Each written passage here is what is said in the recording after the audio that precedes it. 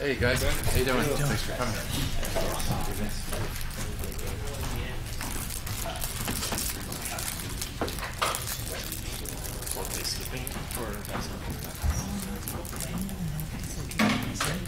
I'll never see his name.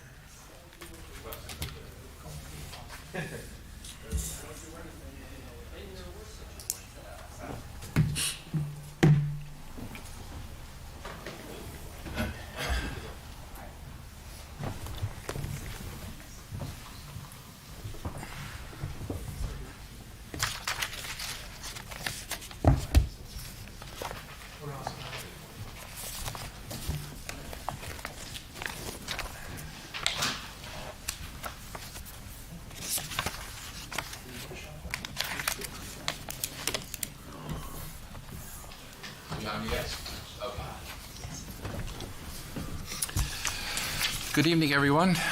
Today is December 2nd. It's 7:30 p.m., well, 7:32.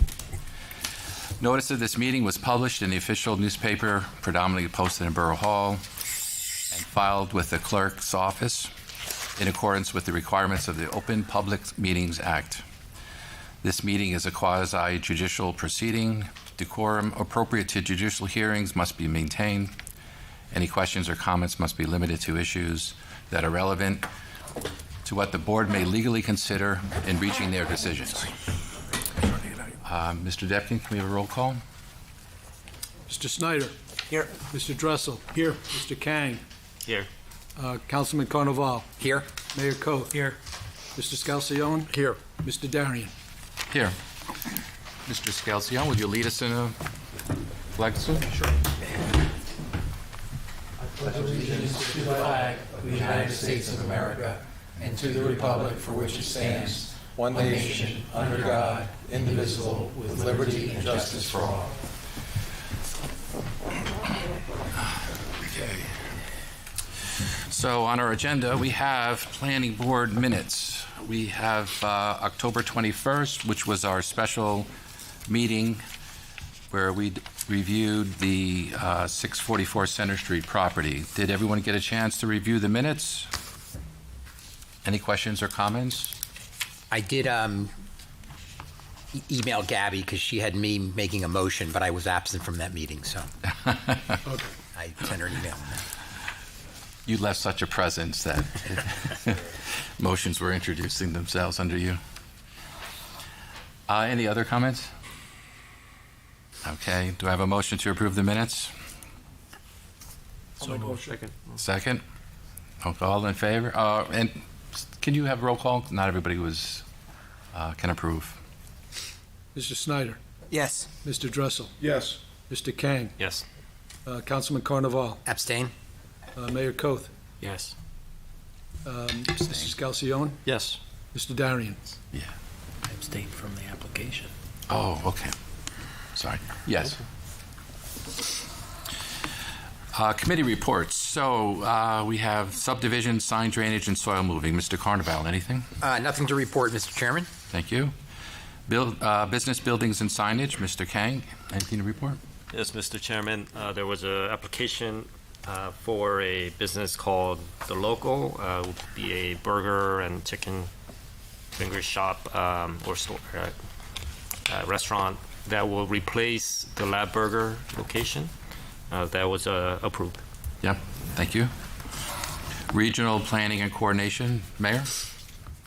Mr. Chairman, I would ask that at the end of the meeting, we adjourn into a brief close to hear from the borough's Affordable Housing Council. Okay. Zoning, Mr. Fledging is not here this evening. We'll skip that. Master plan, open space, environmental and circulation systems. That's myself. I have nothing new to report. Historical preservation, Mr. Carnaval. Nothing new to report tonight. Okay. Old business? Any new business? I have some new business. I'd like to mention that it has come to my understanding that Mr. Carnival, Stephen Carnival, will no longer be continuing his position here on the planning board. Wow, is that settled yet? I haven't made my appointments for next year. Whether that happens or not, I think it's appropriate that we recognize him. Thank you. Mr. Carnival has been dedicated to this borough. He's been serving on this planning board for decades, right? I mean, what longer than I have been, and I've been here since 2013, so 10 years. Yeah, I've had the pleasure of serving under 4 mayors, so it's been quite an honor. Thank you. And it's quite a bit. It's quite a commitment. It's not just coming here once a month and making these decisions and sitting on this board. It's taking time, making sure you do your homework, and it's a lot. So I just wanted to say, Stephen, thank you very much for your time and your volunteerism. Thank you, and I wish the board all the success in the world going forward. Thank you. Is that it for new business? No, we have the planning and zoning discussion. So, Mr. Chairman, I ask if we could list under new business for the board to have a discussion. You may be aware or not that the council has been having some discussions amongst itself, trying to evaluate whether or not merging of the zoning and the planning boards for the borough into a joint land use board is something that would make sense for the borough, for the challenges it faces to come with the potential of development surrounding affordable housing, for efficiency. There's a lot of different pros. There's also some cons. We want to have a conversation on both sides of the coin. I didn't ask this to be put here to have a discussion that was one-sided about how great it is. I hope that we as a board might have some opinions and feelings on this, and we could share them tonight. I think the council, is going to look to take the feedback it gets from its own research, from our professionals, from this board, from the zoning board, and try and boil that down in the new year to render some kind of a decision as to whether or not we're going to move in that direction. Mr. Giblin, our attorney, is very familiar with this, and in a number of towns he represents, he's actually participated in the creation of a joint land use board. So just as a starting point for discussion, I have asked him to brief the board on, what a joint land use board is, how that works, what the change would be, his experience in being involved with this. So I would ask him to give us that brief overview as a basis of discussion, and then we can, share our thoughts from there, or ask Brian questions if we have them. Yeah, happy to, Mayor. I've been involved in a process twice in the past where towns have considered and have actually joined the Planning and Zoning Board. I was the planning board attorney in Little Ferry. They combined the boards, and I've been the joint Planning and Zoning Board attorney since they combined them probably 15 years ago. I was also involved in it in Riverville when they combined the boards. Both towns did it more than 10 years ago, and neither one has gone back or suggested that it was not a good thing for them. The combined board has all of the powers of both a planning board and a zoning board. The only difference is that if it's a use variance application, the members of the board that would not have been able to sit, like the mayor and the member of the council, would have to recuse themselves. They would not be able to participate in that. Other than that, it works just like a planning board with expanded powers. You're allowed to do it in Oradell. You have a population of under 15,000 people. So you can do it just by changing the ordinance. If it's more than 15,000 people, you have to have a referendum, but you would not need to do that. You can simply change the ordinance. It's been increasingly difficult. I represent a number of boards now. It's increasingly difficult to get volunteers to come to all of the meetings, and as a result, a lot of towns, you have a problem getting a quorum sometimes. In fact, in one of my boards, even with a combined planning and zoning board, and the large number of members, because you can have 9 members, you have to have 9 members, and you can have up to 4 alternates. Even with that many people on a board, we still have trouble getting a quorum in some of these towns, because it is a big commitment, and everybody seems to be much busier now than they have been in the past. There's some economies, obviously, for the town. You don't have 2 attorneys, you don't have different people that have to be professionals to the board, planners, et cetera.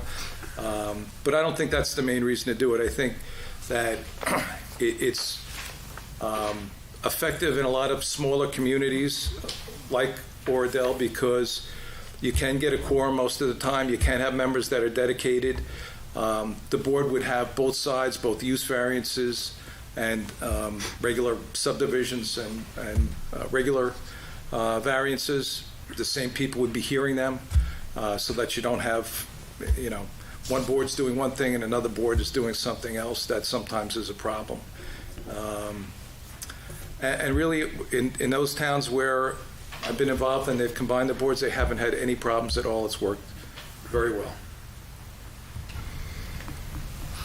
So just for a little bit more background, Brian, if I misspeak, please jump in and correct me. So combined land use board is made up of 11 people, 9 regular members, 2 alternates. And as Brian said, when you're hearing a use variance, those 2 positions, which are the class 1 member, the mayor, the class 3 member, the council member, have to not sit in on those applications. So then it reverts to a 7-person board with those recusals, which is basically like going before the zoning board now.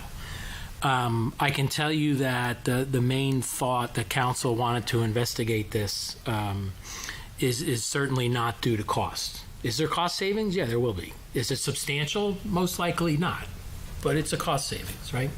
But I think that Brian also mentioned something. Everybody's time is very valuable. Whether you're on this board, you're on the zoning board, you're on a joint land use board, I think it's getting tougher and tougher for people to find time to volunteer civically with their crazy lives and jobs and coaching and running your kid to 7 different sports. And, the time people used to have is just not prevalent anymore. So one of the things that I personally think that this could improve for us really is the efficiency of how Mr. Depkin's able to manage the process. And when I'm done, I'm going to ask Mr. Depkin to chime in, because we certainly want to hear from him too.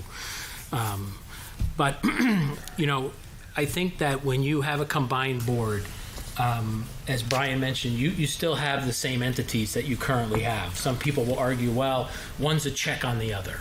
Well, not really. There's no check. The planning board plans, the council zones, and the zoning board grants relief. That's not a check. That's a hardship, saying that, yeah, this is too strict. You should be granted a waiver for this, what have you. I'll also say there's some maneuvering that can be had by applicants. So I'm not going to mention names, but there was an application that started before the zoning board, and the developer ended up changing his application so that it could come before the planning board. And we don't act as judiciously currently as our board functions, because our sole focus is planning. If you had a joint board, I think that we would adopt a lot of the benefits that both boards bring to the table in a stronger unified board, where it's my belief the applicant did that because they felt they have a better chance at getting an approval from the planning board than they would of the zoning board, because of the nature of how judicious the zoning board is, and that's just not the way we typically operate. Now, I'm not saying, and the board approved the project, and I'm not saying the board made an egregious approval or could have done things differently. It's kind of not that relevant to my example, but when you have one board, that's it. That's the board that makes all the land use decisions within the borough. It's appointed by the mayor like the planning board is, which is different than the zoning board is. The zoning board is appointed by the mayor, but it also is confirmed by the council. I can tell you, and you can watch many council meetings, there's very few people that are up here voting against appointments, right? we generally, I generally talk with council members about the people that have expressed interest, and we have ways of doing that through the website, in our civic volunteer form. Some of you may have done that in order to get on this board if you're a newer member versus some that have been around a while when that process wasn't in place. I always talk with the council members about who has interest and who do we think would be a good fit for which board, right? And some people that may say, hey, I'm interested in the zoning board, are actually a better fit for the planning board. So the discussion then has, well, what did you think about the planning board? The zoning board may not harness your skills as good as the planning board could. So, I think that the way I've heard people give feedback, other towns, I've talked to the various mayors that have joint boards. I think Woodcliff Lake is also another one that recently did it in 2023. I think it is not only a more efficient way to move forward, it creates a better board. And it creates a way more, and I say this very respectfully because I think both boards are equally qualified, but it creates an extremely qualified board where the board is looking forward at what the development of the town should be. And let's be real, the town is 99% developed. There's not a lot of development left to go on. But I think it also then better understands whether or not the relief is granted based on the plan, right? So the zoning board is just really basing zoning code against application. They don't have the benefit of understanding the master plan as deeply as this board does. So no slight on either board. It certainly works. I think this could certainly work, but I wanted to also kind of put a few more sort of ticklers for discussion out there that I've learned through my conversations and my research. And Steve, this is probably a good time for you to chime in with what your thoughts may be on this. Thank you, Mayor. I tend to agree mostly with what you said. I think this board, the planning board, is more qualified in regards to the ordinances, the codes, and what needs to be the looking forward for the community. My main concern, and I've spoken to you about that, is getting one qualified board members, but the main would be keeping those board members. I think that in the past, there's been both boards, there have been dedicated people that have been sitting on the board. I see now that, it's, I'm going to say maybe it's an afterthought. Yeah, I'd like to join, but yeah, I got things to do. And if that's the case, I mean, just last meeting, zoning board meeting, we didn't have a quorum. We've contacted people numerous times in numerous avenues, and they just don't respond. And a lot of towns and a lot of municipalities have gone to these combined boards, and there really doesn't seem to be too much of a downside other than the fact that you need dedicated people on the board. And I think you need that in any event. As far as there was the zoning board attorney, Mr. Egan. He's has a couple of municipalities, and he is municipalities like Mr. Giblin. They were combined boards, and he didn't see an issue with them. He says, but he did say that some of those boards, there have been members on the board for like 20 years. They're dedicated. They come in and they're very familiar with the procedure, with the items that come in front of them. I think if it's saving, it would be in the event that nothing's going on. So you might have one meeting a month. If it's busy, you're going to have 2 meetings and maybe a special meeting or something on that order. I see things coming down the road that might incorporate that. But as far as the workings of the planning board, I think it would benefit the town. I think that would be a case where, you have everything in front of the board, you're familiar with it, and you can go forward with it. I just think if it does get busy, some of the applicants are going to have to jump a month in order to be heard again. They're not going to have enough time to get the professionals to get their information in if that's what is required at the last meeting. So there'll be some adjustments with the schedule. But other than that, I think I think it's a good move. In a sense, my reasoning is I can't get board members to acknowledge us. So I think this board, this combination of this board, I think they're more qualified. You have mayor and a councilman that are familiar with what's going on deeply, and the board members, the board members on this board have been there for some time. So I think it's a good fit to do it at this time. Okay. Anyone has any comments you'd like to add? Any thoughts? Just one question, Steve, you might know the answer. Has the challenge of getting a quorum been more on the zoning board side, or, from my experience, this board hasn't had that challenge, but is on the zoning board side, is that Yeah, the case? it's a zoning board, yeah. We were in the past, we were mandated to send everything via the borough email, and because everything can be, accessed if it's an Oprah request or something, but nobody was reading those emails. They send them to the phone, you can send them somewhere else, but they're saying, well, if it goes to the phone, then they can access the phone. Is that going to happen? I don't know. It could. But, it's basically the board, zoning board, there's a lot of new members on the board. So I think, they're younger. The families coming into town are younger. They have more family items that they need to take care of. So it's going to be a challenge either way. But I think, by combining the boards, that might help. Because we had applicants show up, sit here, and wait, and had to turn them away because it wasn't a quorum.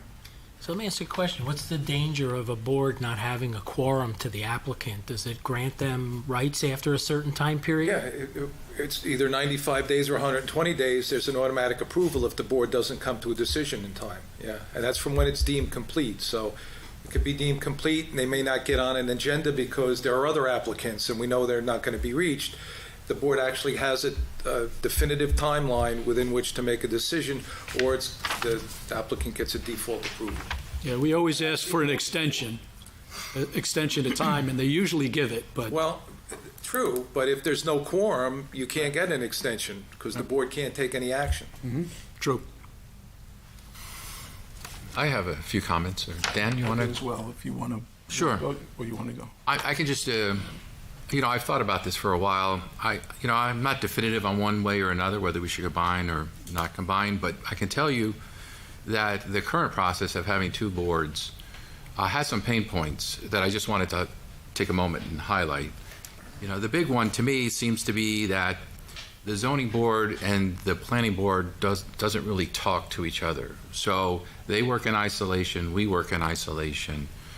In terms of my perspective, I hear that the zoning board provides zoning relief in a document they put annually together. And it's a letter that they put, I guess to you, Steve, and they say, this is what we've been experiencing, this is what all of our applicants have in common, and we've been providing relief in this area. Maybe you should consider letting the planning board know, the mayor and council know, so that they could either change ordinances or we can change our vision document to support that. And, from someone on the planning board who doesn't know that, and when we're tasked to put together a master plan, it's difficult to kind of figure out what needs to be done when you're not intimately involved. The other aspect was I watch the zoning board meetings quite frequently from home. And there are a lot of times where applicants will have their professionals come up or their planner and specifically come up, and they're presenting an argument, for or whatever they're trying to do, and they'll reference the master plan, and they'll sometimes take things out of context. And the zoning board doesn't know because they didn't write the master plan. They're in isolation. And so they rely on our professionals here, to course correct. But that doesn't always happen, and I find myself screaming on the other side of the TV. So, that to me doesn't seem like it works very well. So if an applicant were to come in front of a combined board and say, well, according to our master plan, we should do the following, we would just give them, both barrels. The other thing is, let's see, soil moving. We used to spend a lot of time on the planning board looking at soil moving applications, and we have since made recommendations to increase the requirement so that most applicants won't come in front of the planning board. And the mayor and council just passed the ordinances, and so that frees us up to take on additional responsibilities without really impacting our workload. And then finally, the primary responsibility of the planning board is developing the master plan, but a lot of that is done at subcommittee level. At least the legwork is. And, it doesn't matter if it's a combined board. It's not like we won't have the capacity if we're doing both responsibilities. The master plan is the master plan, and whoever wants to volunteer to do that work will do it. And then finally, I sit on another board here in town, and we have the opportunity to meet once a month or twice a month. And we have always elected to meet twice a month because it keeps you engaged mentally. And when you only meet once a month, it's kind of like you forget about it after a week or two. And when you're meeting twice a month, it's a commitment. And as long as you are committed, it becomes more fluid. You're more in touch. The topics come up more frequently, and it's easier. So those are the things that I can think of that would support possibly going with a combined board. Mr. Dressel, did you want to add? Yeah, I think you covered it. I was going to address the soil moving before you commented, and I'm not sure if my comments are applicable, but let me give it a shot. If you can, just remind me of what the ordinance is that triggers having to come before us now for, just for a soil moving application.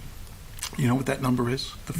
How big of the soil moving? Is it 500? 500. 500 cubic yards, right? Which means how many square feet? Bing, bing, bing. It's somewhere around 3,000. If you, I think It's that 4,500. it's 4,500. Thank you. Yeah, so my only comment before that was clarified was we did see a lot of routine applications that didn't require anything. There was nothing in that application that gave us the ability to reject it. It was just showing us that they were moving that much soil and addressing the comments of the engineer. And so, if it was that approach, that would be hard for a homeowner under a combined board, given perhaps a bigger application in front of them that would take, and so their project. But given the fact that the soil movement has been changed and to what it is, that was the only counter that I could see as a negative. I think years and years ago, when it was the concept of two boards was developed, things were very different in the area. And so, the mayor alluded to how developed we are already, and so the combined board is. I don't think there's a negative to it in that regard. In regards to the soil moving applications for the residential, I think the maximum is around 350, cubic yards. So you would never see, other than a steep slope or something like that, or a large lot, seeing that go in front of a board. Steve, has the board, either board, in the past, when a smaller application comes to the meeting and you have a larger one that's carrying over from a preceding meeting, Has there been times when that smaller application was allowed to go in the beginning of the meeting to hear them and get them out before continuing with the larger one that may be a multi-meeting application? Absolutely. That's, we address it, and it's up to the chairman to change the agenda. And we let them know that, look, this is the you got a fence permit coming in for a variance in the front yard. Maybe you want to listen to that and get to the others. The bigger applications, we would have to kind of bifurcate the time so each applicant can be heard a certain period of time. Give them an hour and a half, give the other applicant an hour and a half, and then, if it can be settled, that evening, then maybe extend it a little bit, but try to give, because you're bringing your professionals in, and giving them the time and the cost for the applicant. So it sort of gave them a movement on the applications. In the majority of I'm sorry, go ahead, Bill. I was going to make a comment that I think that happened recently, that we did approve some smaller applications ahead of knowing we were going to be long in the meeting.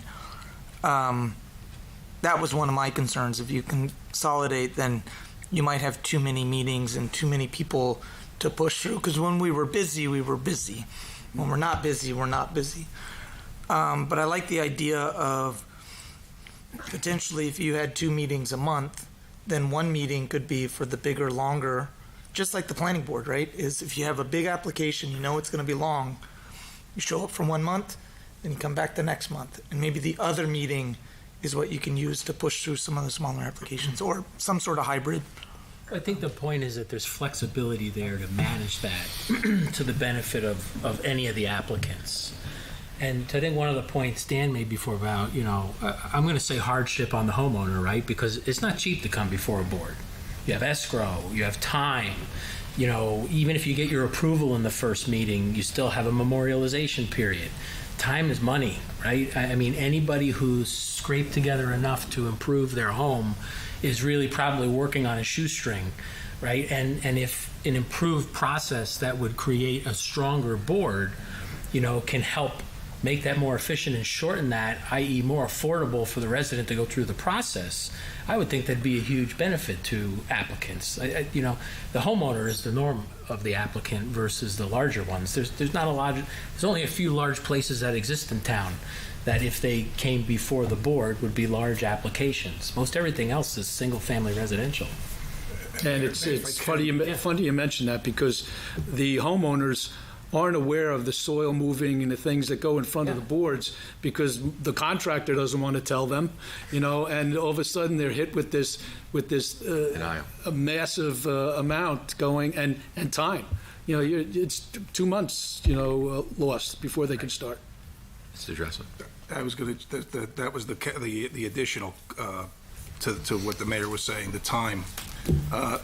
Maybe, the cycle of construction is going to get the project done by September so that everybody can be in the house and settled for school or for the holidays or things like that. So, it can work to the residents' benefit.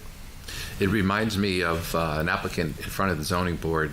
It was a couple, they wanted variance for the front yard fence. They didn't provide a good visual representation of what they wanted. They had to come back a second time. If it was a combined board that met every 2 weeks, they could have gotten that done in 2 weeks as opposed to 2 months. So, from an applicant standpoint, if you think about getting through the process as quickly as possible, especially if you couldn't do it for the first time, it would make more sense. Yeah, I think in our office, Gabby really gives them a lot of information so they can expect what's going to happen. A lot of times the professionals, need to provide more information, and they might not get it, within 2 weeks. But at least you can carry it, and they've heard it, and they're well informed. Whether they say it or not, they're well informed before they come in front of the board. What would happen, and sorry, I don't know the answers, if somebody gets asked a question and they're not able to respond within 2 weeks and they have to come back, can they punt and can they skip a meeting? Yes, yeah, they have to mention that it'll be heard with, without giving notice and a timeline, and then it's approved, and yeah, they can continue and skip a month if need be, or a meeting. Yeah, so if it was ever 2 weeks Yeah. and that was too quickly, then they could. Right, but it has to be recorded, has to be approved and recorded. So I guess what would be helpful to me, would the board be comfortable with a straw poll of people who think that it could be a positive move for the evolution of land use review in the borough? Or would we rather not do that publicly? Or do we want to think about it and discuss it at a future meeting? I'm not looking to rush a decision, and I'm not saying we have to arrive at one as a group, but the feedback is just helpful, right? This is Mayor, what something- the zoning board has done a lot is a straw poll. You don't have to say how you're going to vote, you just say what you think the pros and cons are. Right. I think we've already done that. Yeah. So if anybody hasn't spoken and they want to speak, I have no problem with a straw poll. I mean, that's one of the difficult parts of being here on a board is sometimes you're asked to give an opinion and, it has to be done publicly. So, Right. I mean, I don't think anyone should be compelled to vote for or against. You can just vote what your thoughts are, because that's all this is. We're not deciding anything. We're just expressing your opinions. So just to be clear, what's the process of going forward with the approval of the merger? so as Mr. Giblin mentioned, because we're under a population of 15,000, it's merely an ordinance revision versus having to do like a referendum vote for the town to approve it. So the ordinance revision is decided So by we would revise the ordinance to speak to what the law says a land use board is, any ordinances that ordinance then references get updated as well in our code. The council would introduce the ordinance by title at a meeting and set a date for a public hearing prior to the vote at the succeeding meeting of the council. And there'd be an opportunity for people from the public to come and talk. It's an advertised public hearing on that ordinance. It's the same process with any other ordinance that we draft and introduce, much as we're going to have some public discussion tonight on the issue, I'm sure. Look, my perspective is I'm looking at this as a stronger tool for the borough to make sure that land use decisions are made appropriately and contextually within how we want to see this town grow. Let's not be naive and not think the town is not going to grow or reinvent itself to some degree in some ways in some places. If it didn't, we'd be living on, I like this line, I'm using this now, we'd be living on the banks of the Hackensack River with canoes and teepees. I mean, this is our town. We're all here. People are very passionate about what happens in town. I've seen that time and time again over the last 30 years of paying attention to anything that goes on at a council or a planning board level. People come out, they have things to say when land use things are happening that they may not know about, might not have the right information about, or have an opinion they want to share. So I view both of these boards as the next most important, and I'm not discounting any other board or department, but next to the council governing the town, these two land use boards and or a combined board are the next thing down in the hierarchy in the level of importance that we need the board to be strong. We need to have people who can commit to the time, who can go to the trainings or come with some professional qualifications from their life experience and their careers to help keep Oradell the way we want to see Oradell grow. So I look at both boards or a joint board as a very important entity in the borough, and I'm only trying to figure out how to fortify it to position the borough to deal with whatever comes our way in the future on a much stronger footing. So if I may, I reached out to a college friend who has been on his planning board for 20-something years. He's been the chairman, I think, for most of that time. His town went to a combined board about, I think, 15 years ago. And And at first, he was very skeptical. He didn't think it was the right move, but he did his homework. And what he shared with me that I found interesting was he feels overall from a land use planning, from a variance relief standpoint, the combined board just operates with a greater sense of continuity because everyone has sort of that complete picture of, whether it is a relief variance or whether it ties to the master plan. They all have the big picture when they are considering the applications. And so he feels that it's been a big success for his town. And knowing, his experience and, his dedication, that really impressed me in terms of how he felt about the benefits of a combined board. I just want to clarify procedurally. There are certain things that the planning board reviews and provides recommendations to the mayor and council for voting. This is not one of them tonight. So this is a mayor and council decision, and tonight we are not going to have a vote for an official planning board recommendation. All we're doing is we're just providing a straw poll vote so that the mayor can kind of get an idea how we feel. But it's not going to be an official planning board decision that gets referred to for recommendations for the mayor and council. Right. And just to be transparent, I intend on going to the zoning board's next meeting and having the same type of a discussion with the zoning board, albeit as not a member of the board, I'd probably be doing a little more of the discussion with our council and Mr. Depkin, and having the same type of a conversation with that board as well. All right. Any questions, anything before we can do a quick poll? Having seen none, you say we run through the list, Mr. Depkin? Oh, you want? Yeah, want yay me- or nay? We'll run through the list. Mr. Snyder. Am I giving my opinion or am I saying? It's up to you. If you want to have a couple of comments beforehand, it's up to you. Yeah, I think it's a great idea. I think hearing from the professionals and then the comments that Steve made about people and their experience in other towns. I think the goal of government is to help make our communities more efficient, and if that's the outcome, then yeah, I think it's a good idea. Mr. Dressel? Yes, I've actually been in another town on the zoning board,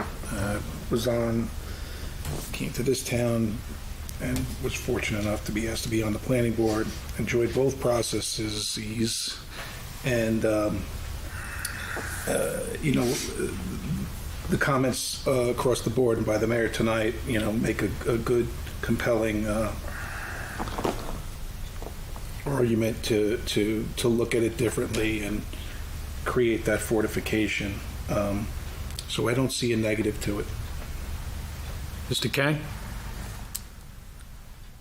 Yeah, I think it makes a lot of sense. The only reservation I have is the level of commitment that each member must exhibit, and that's something that when you're appointing members, just need to vet out. I think it'll be an important process. Yeah, if a member is not attending for 3 consecutive meetings, they can be removed from the board. So that's something, but we don't want to go down that road, but that's an avenue. Councilman Carnival. At this point, I'm supportive. To Mr. Kang's point, the council liaison will be very busy because he or she will have, their council meetings plus the land use board meetings. But I think overall it makes sense, and based upon the homework that I've done, it seems to be the right direction that the borough should take. Mayor Koth. I think you've all heard enough from me for tonight. Oradell's my home, right? Hopefully it'll be my kids' home too. So I have an extreme vested interest in making sure that whatever actions I help try and guide for the betterment of the town actually have an impact. So, I think that this is a very logical progression for land use review within the borough. Given the inconsistency of applications to the board, taking some of the great things about how the zoning board operates and now imparting that in a joint board to give it a little bit more structure and have qualified, dedicated residents, right? Because one person, I went to talk at a seniors function, and one of the women thought that there are non-residents on the planning board and this, that, and we're all residents here. So I think that this would be a positive, and I really appreciate everybody taking the time to share your thoughts tonight. Positive or negative, the feedback was what I was in search of, so I appreciate everybody being open. Mr. Scalcione. Excuse me, just, I have a question for the attorney that I think might be of interest. If it was, over time, it showed that it wasn't successful, what's the process to create the new board? You go back, you just It's a create simple, a new ordinance. because it's under 50, it's a create an ordinance. Doesn't it have to go to a referendum? No. That's a great point. Thanks, Dan, for asking that. Sorry to interrupt. Mr. Yeah, no, while I think the current process works, it sounds like this would be an improvement. So it sounds like a good idea. Mr. Darian. So I identified both positive and negative. I didn't talk about the negative, so I think I want to just quickly mention that before I give my final decision. On the negative side, there's the fear of concentration of power. I've heard that before. It's only 9 people as opposed to 18 people that would be making these decisions. The other is, the I'm trying to think of the right word, and I'm drawing a blank. The influence, thank you, of the mayor and council on the appointees and the direction. But, that really isn't all that. These are volunteer positions. These are not paid positions, and the influence is not all that great. So, and then the other negative is the time, So those were the 3 things that I think were negative. When you look at the overall weighing the positive and negative, I feel, there's more positives, especially when you consider the size of our town and the number of applicants. I think we'd be doing a better service to the community as a combined board, so I'll be for it. Looking back at the past boards that have been that I've been involved with, I think the best boards are the ones that, number one, are dedicated, that have been on the board, they're educated. The alternates are there to learn the procedures and the operations of the boards. But if you have a whole new board, it doesn't help. Things kind of get lost in the brush. And the other thing would be the professionals.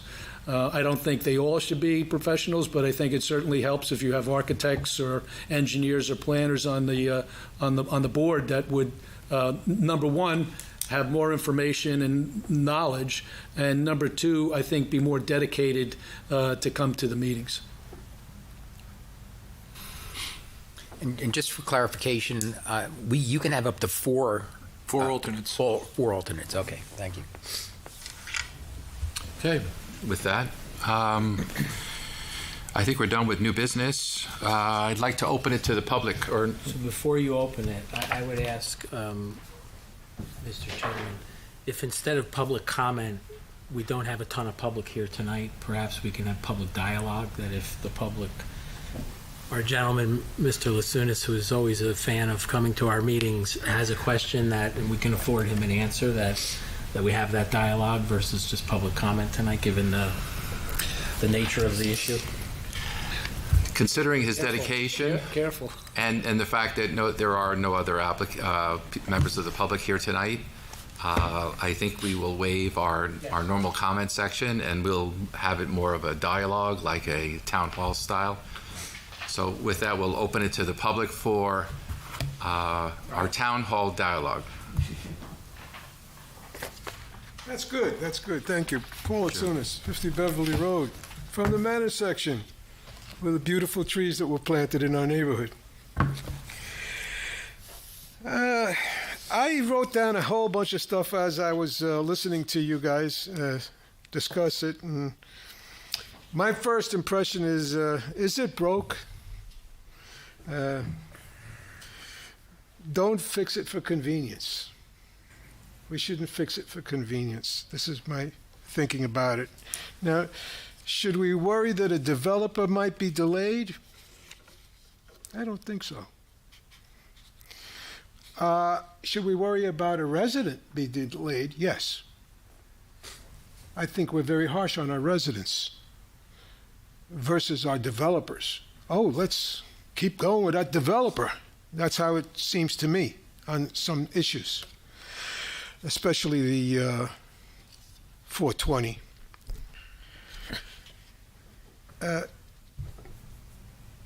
Until changes be made to protect our town and its residences, the rule should be residential single-family homes must be protected. How will this be possible? By having more input and thinking. And this is why I said before in my past comments that I think the more people that we have involved, the more ideas that we're going to get about a certain type of developer or a certain type of building that might come up, and we'll have different opinions. And the more opinions we have, we can make better decisions. This is my feeling. This is as to what effect on our residences. And our family life is why we should keep our proven system of a planning board and zoning board. The more people involved, like I just said, the more secure our way of life is sustained. And the other things that I have here, advantages heard, and what are the disadvantages? I'm glad that, Gregory, you said some of the disadvantages, and that was good, because I always hear, like, this is what we want to do, so this is great. This is a great idea. But, you know, ideas have consequences. And what are the consequences in other areas? We don't know yet. If we surely put aside politics, we could set more volunteers to fill positions on both boards. And I think that was part of the problem that we have, because we don't want certain people because we know what they feel about and how they feel about certain things. So we're not, even though an application may be put in, that's it. No, don't even think about him. He's not for us. So what we have to do is stop this thinking about politics, and when we put people on boards that really want to come, people that really want to do the job. As you know, I've been here for, 5 years now. I've been coming to almost all the meetings. I think I missed about 4 altogether. Anyway, I'm not going to try to put it, I'm actually putting in a plug now, but I did ask at one time, and I put in an application, and I had certain things that if you want to discuss my qualifications, I could. But anyway, we don't have testimony also to rely on the town, to rely on the professionals for our town. And all the professionals and all the testimony, like traffic and stuff like that, and it's all by the developers. The developer gives the traffic study, and sometimes not even a study. Sometimes it's just what he's observed, and that's it, and that's good, and nobody questions it. And we have to question much more. And I think the reason that it would be better to have more people is because there'll be more questioning. If people are truly interested, they'll be questioning more. Now, if people can't make or miss specific meetings, as was just mentioned before, they should be taken off and forfeit their position, because they're not coming. So what good are they? They're creating a problem for the town. Instead of serving the town, they're creating a problem. So they got to go. Somebody's got to make a decision that these people have to leave. And let's get some qualified people. Maybe we should get some people that aren't too qualified too, because maybe we'll have a different viewpoint from somebody else. I don't know. So the other stuff, alternates, new persons. We have new persons and alternates. That would be great. And I'd like to see some young people come in. I'd like to see some high school people come in that are interested in the town, and put them in on alternates so that they can learn and what's going on in civics and what's going on in the town. And these are my feelings. I don't know if you have any input now. You want to have dialogue? We can have dialogue. I've said about everything I wanted to say. I'll just comment if you would. I think of, from a professional standpoint, when I think back of my work environment, succession planning and career development are two very important things in any organization. And, one of the first things they say is when you get into a position, the first thing you need to do is start training your replacement. And that whole, I found in my career that, that held true. And when we were having two separate boards, it was hard to develop a bench of individuals where we could have that career development or succession planning. And it was hard to get people. When you're an alternate and you don't vote, it's hard to stay engaged, right? And to have two sets of people to do that for two boards, it's difficult. And you have to remember that these boards are non-paid positions, and so everyone's are volunteers. And sometimes it just doesn't add up when you're not an active player and you're just trying to learn and you're not getting paid and you're doing this on a volunteerism time. It's hard to stay engaged. So from a career development, I think if we had one board with plenty of alternates, you would have greater continuity and you would have a deeper bench of professionalism. Because you asked if this system was broken, and I would say it is. I would say it's broken. And, we could have a lengthy debate onto, why. Why do you think it's broken? Well, it's broken because we've had to cancel planning board meetings because we didn't have applicants. So we've gone 2 months, 3 months at times this year without meeting. What do you think the reason is that we don't have applicants? Well, it could be anything from the economy to, what have you. It's just, there's lots of reasons why we don't have applicants in front of the planning board. And then on the other side, we have a quorum issue sometimes with the zoning board. And then we've had some turnover. So it's just, I just see that it would be easier to manage, and the board itself would be more professional.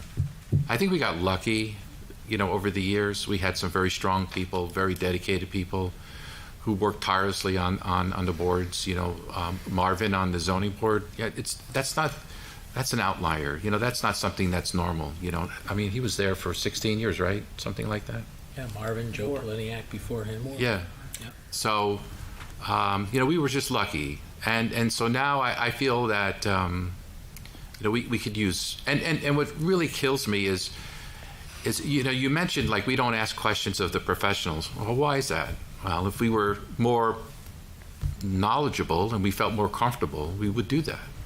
But if we're new board members and we just don't know, you don't want to ask a silly question, so you don't say anything. So, it's kind of like, if we were a bigger town and we had 30,000 people to choose from, that'd be a different story. Craig, I don't think you'd look silly if you asked a question of a traffic engineer and how he came to that conclusion. And even though he didn't do his traffic study, and he just says, well, this is what I've observed, and that's it. And it's not a true traffic study. Yeah. Okay? And in the case of 66 Kinderkamack Road, I'm not going to get into specifics. I'm just going to, I commend the board that made that decision, the zoning board that made that decision, even though the chairman and the vice chairman were for it. And I think that with all that knowledge that they had, look, the other people could see it, what was wrong. But how come the chairman and the co-chairman couldn't see that? That really bothered me. So it doesn't mean how much experience you have in it's your thinking. I don't know what the thinking was, or if there was another motive there. I don't know. Maybe somebody's going to feel offended now that I said this, but it is what it is. Well, and that's what happened. That's why we have 9-member bodies, Yeah. and you know, you don't have two or three people, you know, Yeah, that's controlling everything. That was very important that time. And the other thing is, I thought that, well, I'm not going to comment on more different developments now. But in the future now, I think that we should try to get more people to join. And we should put it out there and maybe even advertise. Somebody that is a professional that would like to come and say that I study traffic, or I'm a student at a college and I'm doing my my study on being a traffic expert and stuff like that. We could get those kind of guys if we go to colleges and ask for them. I think we're going to get them. I think we'll get them because they want to get that experience. But we're not going out there to get them. You know, I don't want to say it's low energy because these people don't know that, but it takes time to do that. It takes a lot of work to go get these people to find these people, and that's what we have to do. That's what we have to do to sustain anything we have, anything. And I don't know. Is there anything else anybody wants to say to me? Nope. Thank you, Paul. Appreciate your Okay, comments. you're welcome. I gave you my opinion, and I'm so proud to do that every night. And Sam, you'd like to say something? You got it.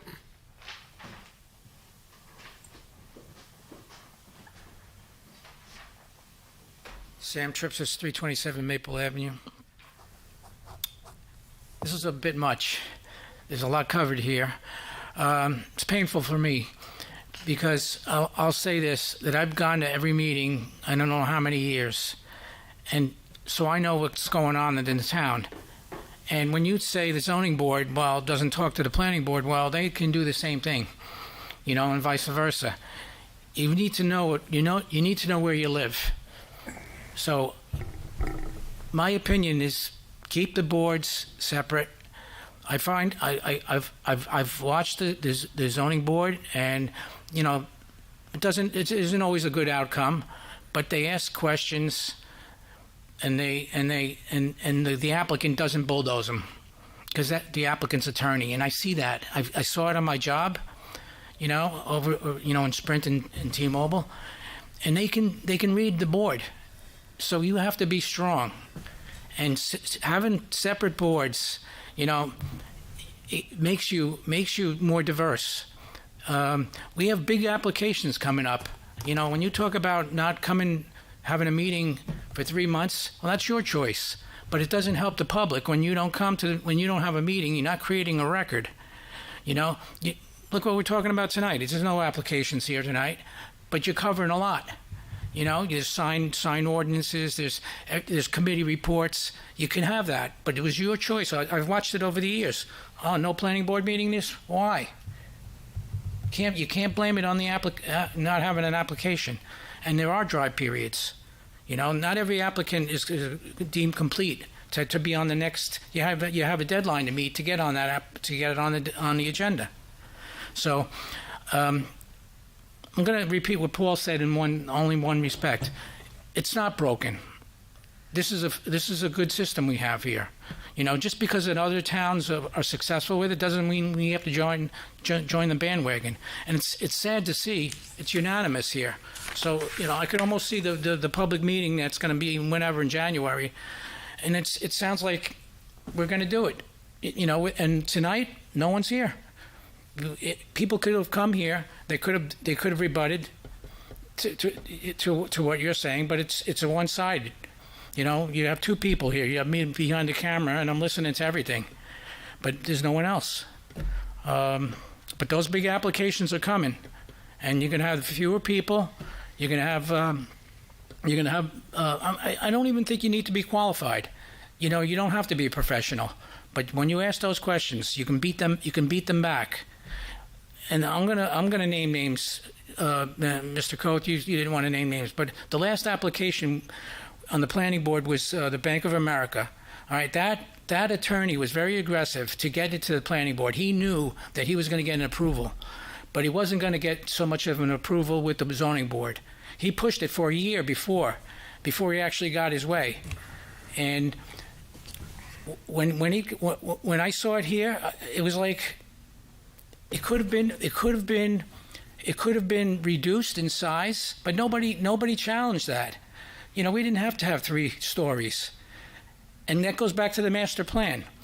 When people attended, that was all those meetings were well attended. They said the public were against what the planning board was doing, but in the end, the outcome wasn't in favor of the residents. So we wouldn't have been looking at the 3 stories, And you would have said to the applicant's attorney, reduce it. The footprint's too big. And what about the traffic study? There's so many flaws. So I think that if that was with the zoning board, it would have been reduced. So I just wish there were more people to explain that to you. And also, Mr. Carnival, what town did you speak to? You said you spoke to a town? Yeah. No, I spoke to my college friend. Oh, you didn't go to another municipality? Excuse me? You didn't go to another municipality and ask them? He's the chairman of a land use board in his municipality out by Newton. Okay. All right. Because as I was behind the camera, I didn't hear the town, so obviously you didn't say it. All right. Going back to 2012, Rochelle Park had a combined board and they undid it. I'm not sure of the status right now, but did anybody contact them to see why they, if they're back to a land use board? Because there's got to be many more towns that have experienced this. We're 550 municipalities in this state. So I just don't know that. I think we're not going too far, and everything's regional. All our professionals are regional.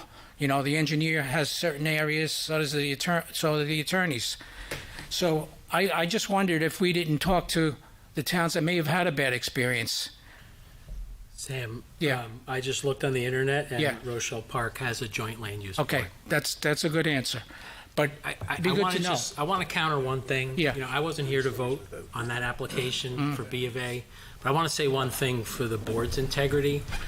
I think you got to check the master plan, because to say that 3rd story was something that the board arbitrarily granted is not factual. Nope. The master plan and the central business district overlay zone says that there's not to be a 3rd story south of Oradell Avenue on the east side of the street, not north. It's permitted north. So the use is what was in the last plan. But we knew better. We knew. But you can't hold. The variances were minor. Right. The variances were de minimis, but I'm not even getting into that because then we're just Yeah. debating it, and that's not the purpose of this discussion. But, for the board's integrity, they didn't just arbitrarily say, sure, put a 3rd story on the building. The plan allowed it, right? That was done by a previous planning board, previous mayor and council, previous whatever. The plan allowed for it to happen. I think some of the variances were, like 3 feet in height, and I said in my comments, I think that the attorney re-strategized and repackaged, and they changed their application to be more suitable to come to the planning board because they got rid of the variances that would have required them to go to the zoning board. So did they strategize that? 100%. That's my belief. Yeah. But I offer the counter argument that in a joint land use board, that wouldn't have happened. The board would have heard it. The board would have acted with both the integrity of the planning board and the judicial side of the zoning board, right? So I think we're talking about some of the same things and wanting to have protections, but we're looking at it through slightly different lenses. Look, I appreciate that there's both pros and cons to this, but I even though I wasn't here to vote on it, I do want to say the board was thoughtful in their deliberation. I did watch the tapes. What's my opinion of it? It doesn't matter what my opinion is. But the board did not act capriciously and arbitrarily in considering that application. I didn't say that. Well, I'm sorry. I sort of felt that way by talking about adding a third floor. I thought maybe they should have fought back a little bit. Okay, when I say be strong, if you have an opinion, speak it. Now, I'll switch over a little bit to the liquor store that I got approved. That was fine. Sam, can you just give me a sec? Sure. So, I agree with everything that Jim said. I was going to highlight the differences between variances at the zoning board versus the planning board. The variances at the planning board are very minor compared to the zoning board. You say we didn't push back. We did push back. If I remember correctly, Mr. Dressel made their life very miserable. They came back twice with design changes. In the parking garage, twice in the parking garage. And then regarding the generator and regarding access to the front street, we've made quite a few changes to that application. Now, I understand you're not happy with 3 floors, but that's part of living in New Jersey and dealing with the affordable housing requirement and developing developing an overlay zone to meet our fair share housing agreement. That agreement was done in 2018, and the applicant is a textbook application meeting that requirement. So the only variances that we discussed was the number of parking spaces, and they provided 82 versus 87. I mean, they have over 80 parking 81. spaces. Yeah, 81, thank you. 85, so it was 4. 81 versus 85, thank you. But you got to remember, it's surrounded on 2 sides by the municipal parking lot. So, you have to put in context. And then the other was a minor height variation because of, we wanted the elevator shaft and blah, blah, blah. But, it's a complicated, height is a complicated measurement. It's the average height for the perimeter building. And so it's not just like, one section just violated the area. So the point is, I don't mean to get into the specifics, but your comment that we just proceeded without pushback is not true. I'm sorry. Unfortunately, I was here for all those meetings, and sitting in the audience, you get a good view, okay, of what's going on if you're listening.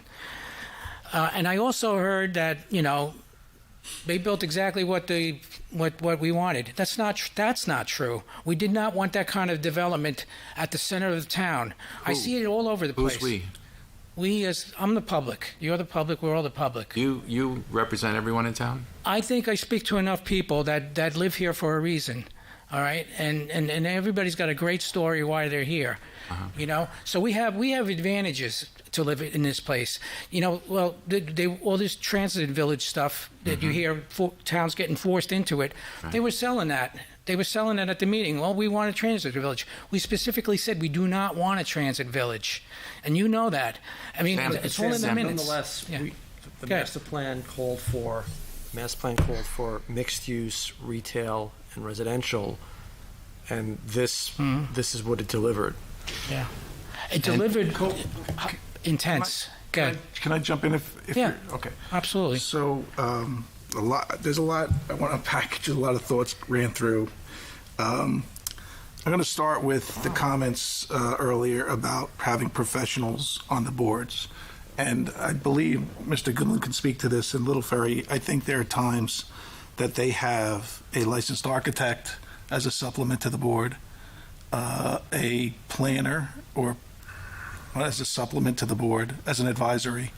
And they were at every meeting at every meeting. Now, as a suggestion, perhaps, it's a great suggestion, and perhaps those professionals wouldn't have to be part of a residential application because that's a level that you don't necessarily need. But on a level like the Bank of America project, it's a fantastic point. Help us, help the public. As far as the system being broken, if I may, I don't think it's a broken system, whether it's one board or two. The rules are the same. and we work within the confines of the rules that we have to work under as a planning board, and the zoning board works under the same, similar, complementary rules, but different rules that they enforce. And I think there's only one variance, help me out, that the planning board can't vote on, is a use variance. So an applicant, regardless, has the choice, unless it's a use variance, to come to either board. But we still have to apply the same rules. So the rules are the rules, and we have to hear what they have to say if they want to change them or break them to do what they're looking to do. The mayor mentioned that that Bank of America, the variances that they were looking for were de minimis, minor. They were negligible.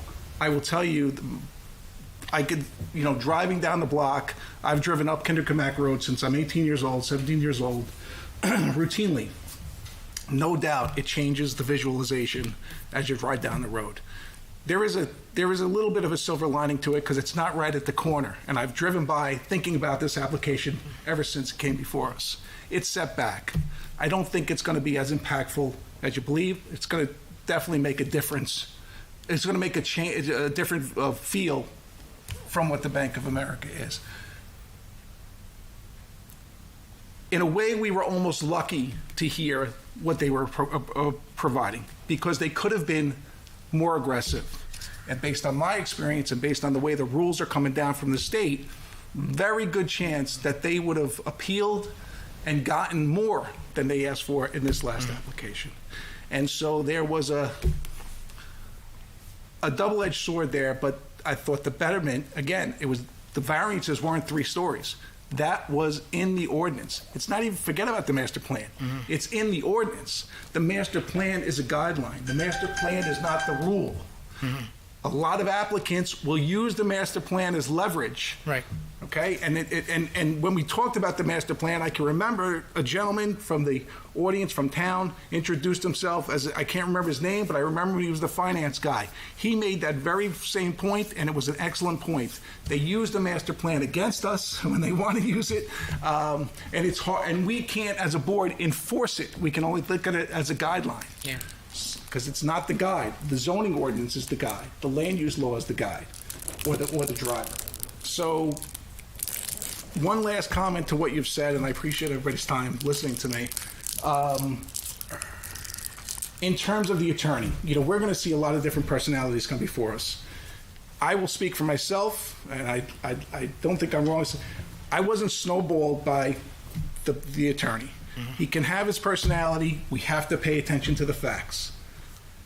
Whether it's that attorney, a different attorney, and so his approach didn't have an impact on the decisions I was sitting up here trying to make, the hard ones, knowing one person might not be happy with this, knowing that it could affect somebody's backyard, as you've often said. Yeah. I think about that every day when I'm thinking about what I need to do here.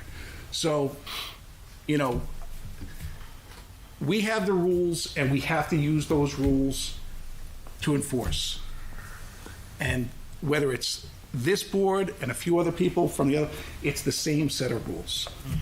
And that's what I have to say. I've heard you say that before, you defend. I've tried to, yes. You have, yes. There's just too much to say, and I'm going to stop.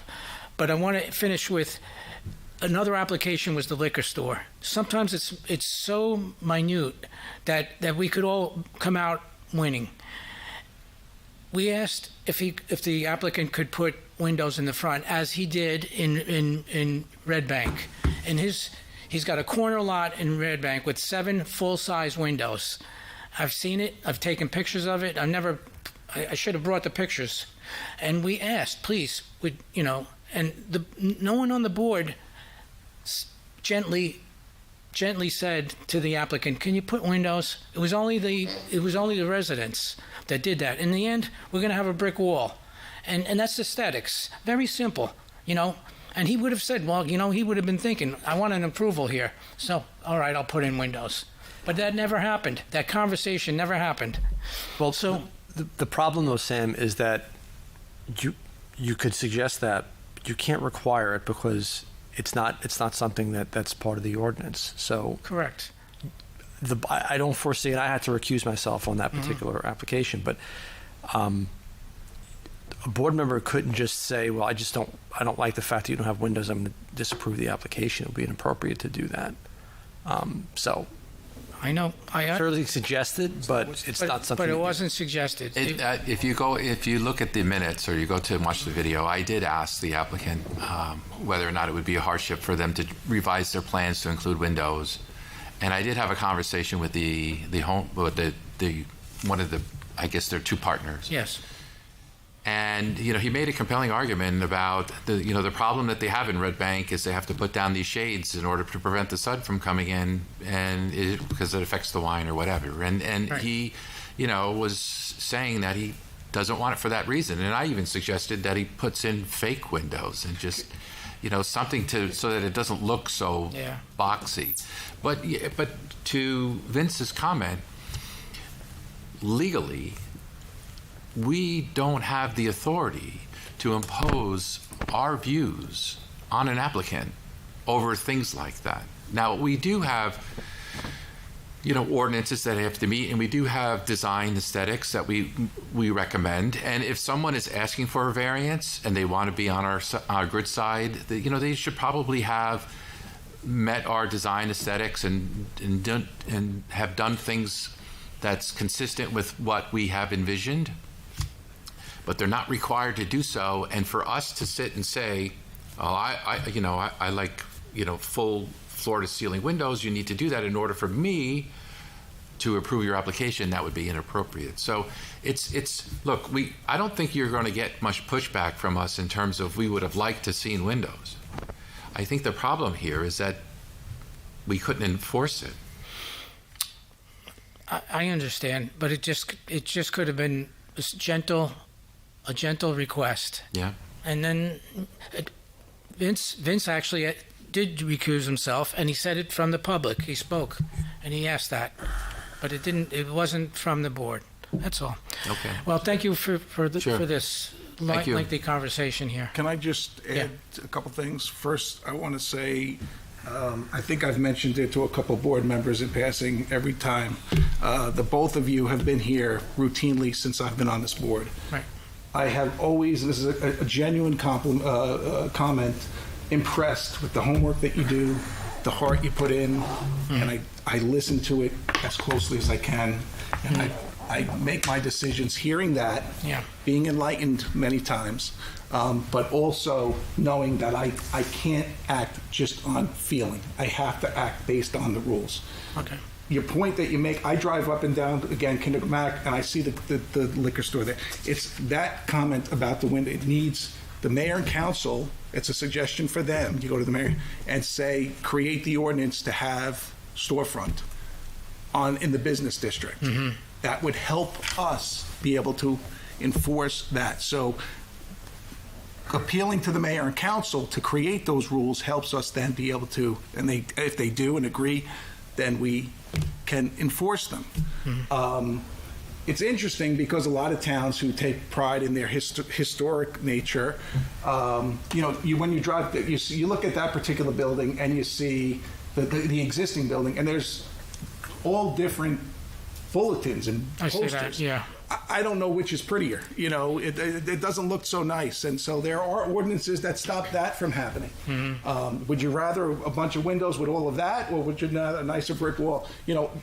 Relatively speaking, but there's nothing here that we can do to say anything until it's an ordinance. And I'm glad Greg remembered, because I do from him making the specific comment about that. We do have an ordinance that you can't cover more than 20% of the window. But if there's no windows, there's no. You know what I'm saying? It's sort of kind of defeated. He didn't create a window, so you Yeah, have to worry yeah. about that ordinance. All right. Yes. Well, thank you very much. Thank you. Thank you, Sam. I know there's a dialogue, and you brought up ordinances now.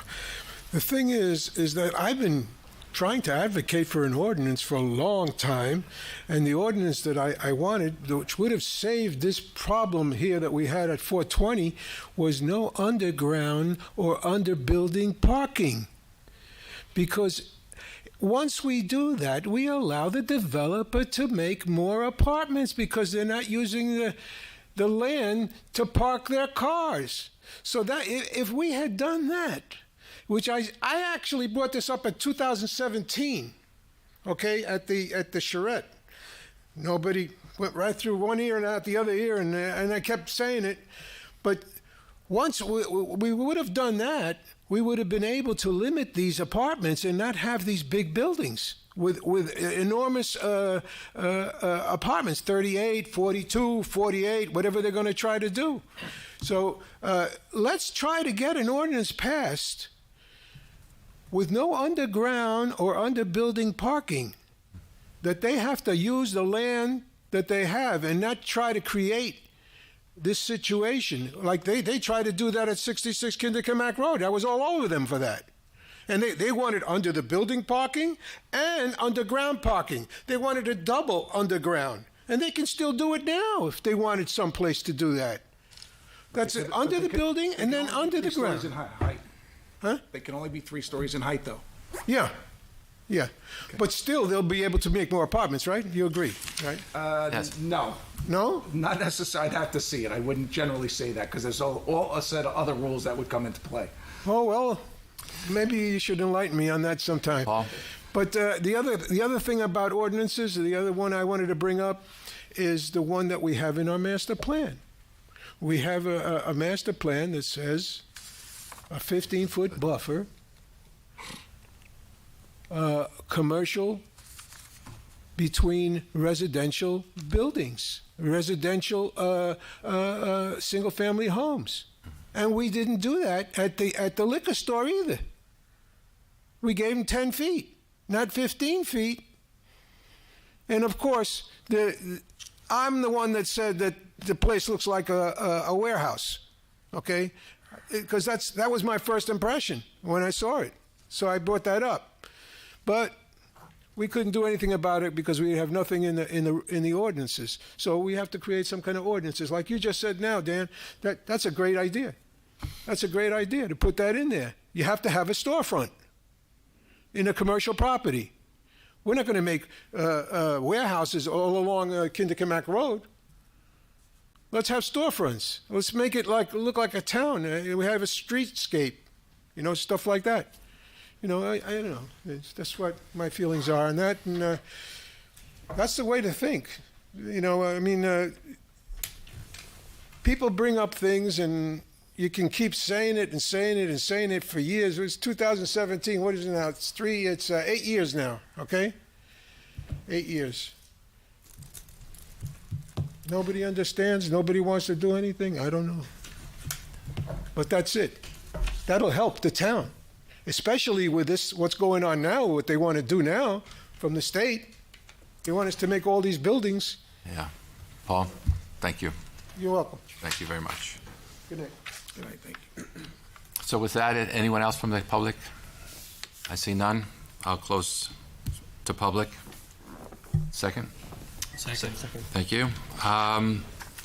Normally we would adjourn, but tonight we have an executive session. We need to have a conversation with one of our land use attorneys who's on retainer for the town.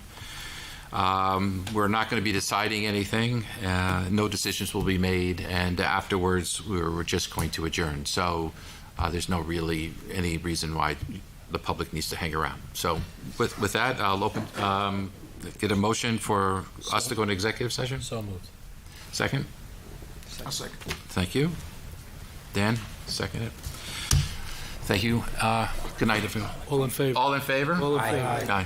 Thank you. Oh, that's right, we didn't.